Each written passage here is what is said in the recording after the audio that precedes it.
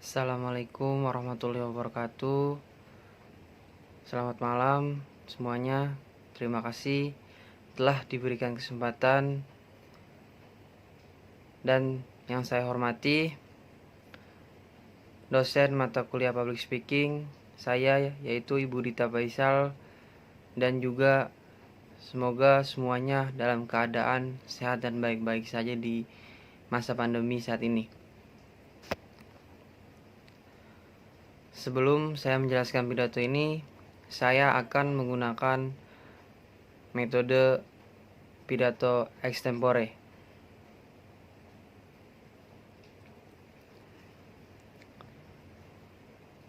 Poin yang pertama yaitu kapan wacana kegiatan belajar dan mengajar 2021 mulai dibahas pemerintah. Saya akan menjawab poin yang pertama, yaitu selaku Menteri Pendidikan dan Kebudayaan, yaitu Nadiem Makarim, menyebutkan bahwa kegiatan belajar dan mengajar atau kegiatan tatap muka akan dimulai pada Januari 2021. Wacana ini tersebarkan pada hari Jumat 20 November 2020.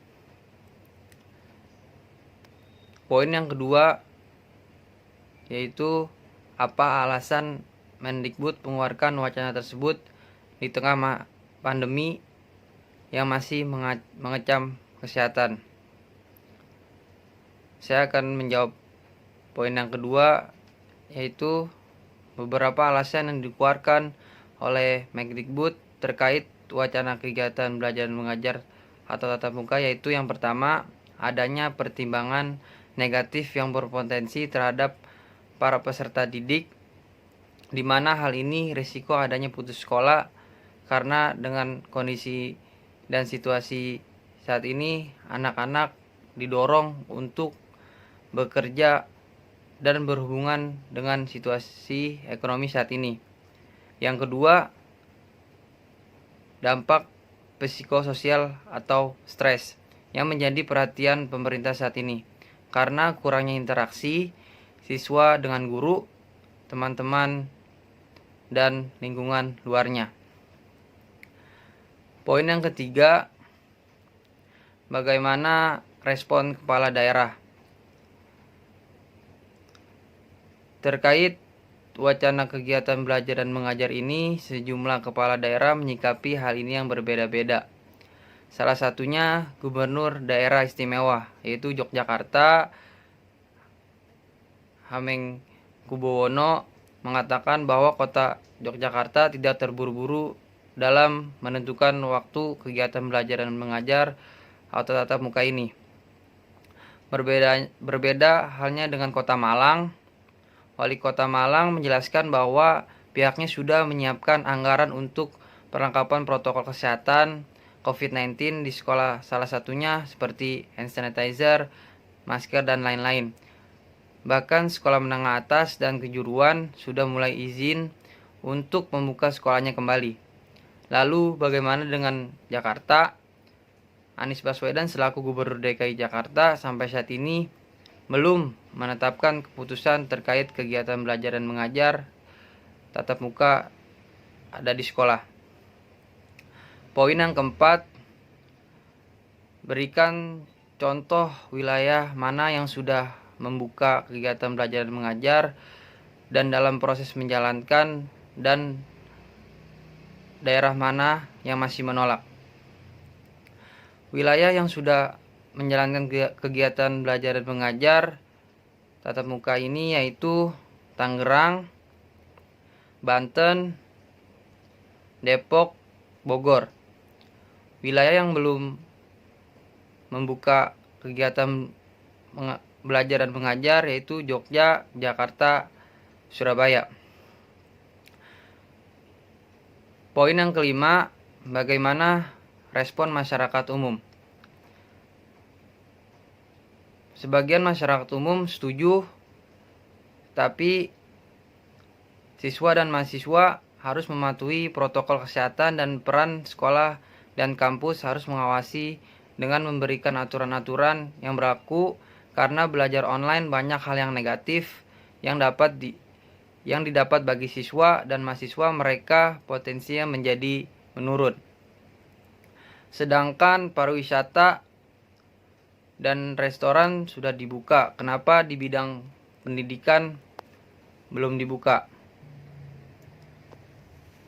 Poin yang ke-6, bagaimana respon saya sebagai mahasiswa menanggapi hal tersebut?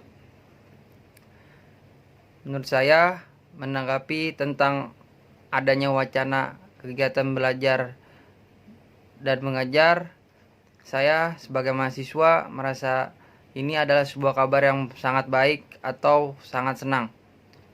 Karena kegiatan belajar dan mengajar yang sudah dijalankan kurang lebih 8 bulan membuat saya merasa jenuh dan berakibat pula pada potensi diri saya sendiri. Karena terkadang kurangnya fokus selama kuliah berlangsung atau kurang efektif.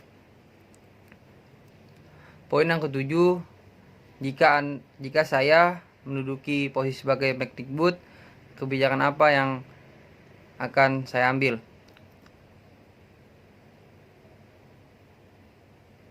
Saya menjadi Mendikbud, kebijakan saya yaitu dalam 1 bulan, 1 minggu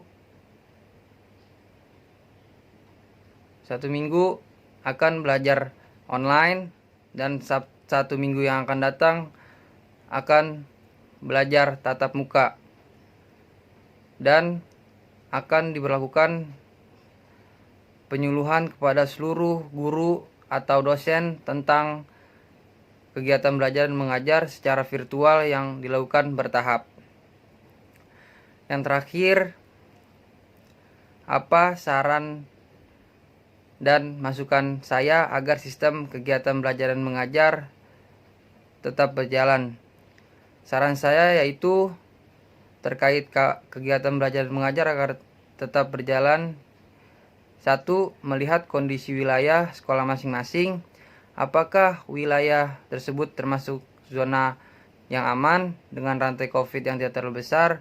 Namun apabila wilayah tersebut masuk ke dalam zona yang belum aman, maka kegiatan belajar dan mengajar online harus tetap dilanjutkan.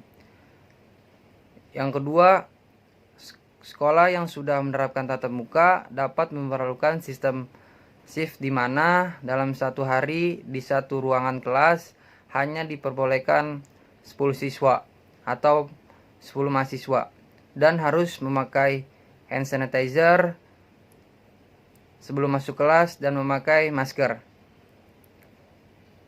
Yang ketiga, saran saya yaitu biasanya istirahat 25 menit, sekarang akan diperlakukan 10 menit di daerah kelas, kawasan kelas maupun lingkungan kelas, dan dalam pengawasan guru, dosen, dan staf. Sekian pidato yang bisa saya sampaikan. Bila ada kata yang salah, mohon dimaafkan. Wabillahi taufiq wal hidayah. Wassalamualaikum warahmatullahi wabarakatuh.